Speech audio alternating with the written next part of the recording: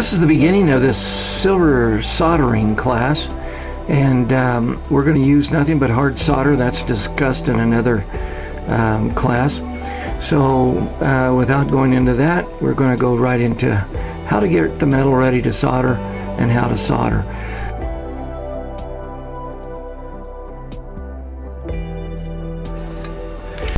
Okay, I've picked another piece of 26 gauge sheet. As you can see, it's all tarnished and it's been laying around the shop forever, just tarnished and dirty. I'm going to show you that doesn't make any difference.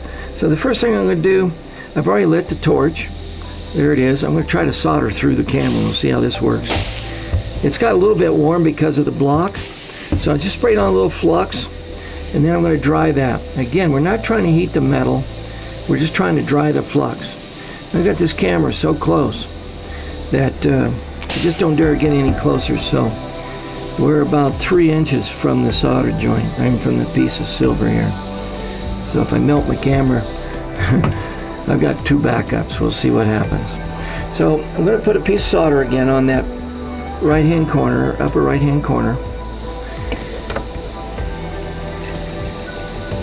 And then the secret of soldering is always put the little, I'm going to turn up the torch so it goes a little faster, is always put that little blue flame right above the silver and start heating it. But concentrate on the farthest point away, that's right here. So I have the tip of the flame right above, if not right on, the silver. If you see solder start to melt, look, it'll ball up. That meant I got this solder ready to melt, but the sheet wasn't ready to accept it. When it balls up like that, if you can just take it off and throw it away, and I mean really throw it away, don't even get it close to where you might think it's a silver ball, and because it'll be kind of a shocking experience to use that as a ball, and then just as you're soldering it down, it's going to just turn to liquid and disappear on you. So the secret of soldering then is to heat this up, concentrate on the farthest point away, watch that flux, see how dark it's getting, and then it's starting to melt. That's your secret to signal to back up, go to your solder joint, let it flow, and then get off of it.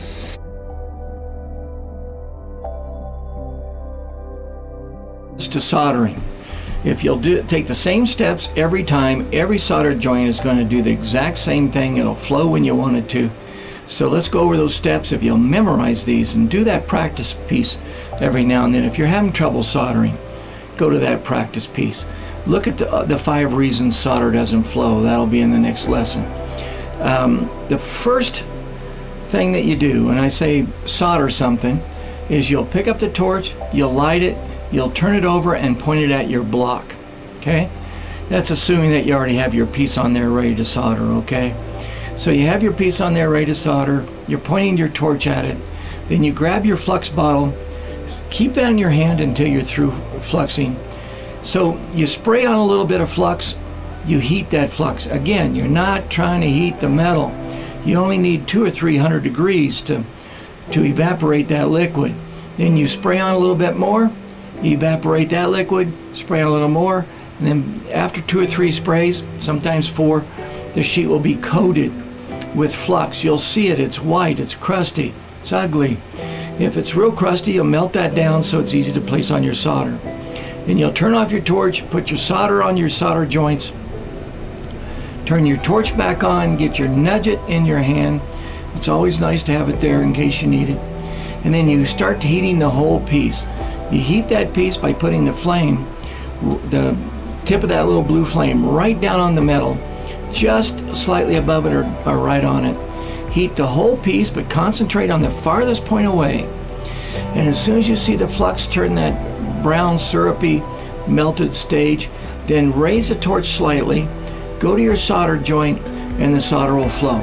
It'll happen every time for you. I don't care if you have multiple solder joints, if you're doing 10 at a time, or if you've already done 10, you're doing 3 or 4 more. It'll always work that way. The reason you back up the torch, and I'm just talking about 1/4 of an inch or so, you're just backing it up so you maintain the heat that you got it up to. You don't want to melt your piece. This way you can control that heat, and it's spreading out that heat over the whole piece. So you're not trying to cool it, you're trying to maintain the heat, but over a bigger place. Go to your solder joint, your solder will flow. Get off to the right as quickly as you can, and your piece won't melt.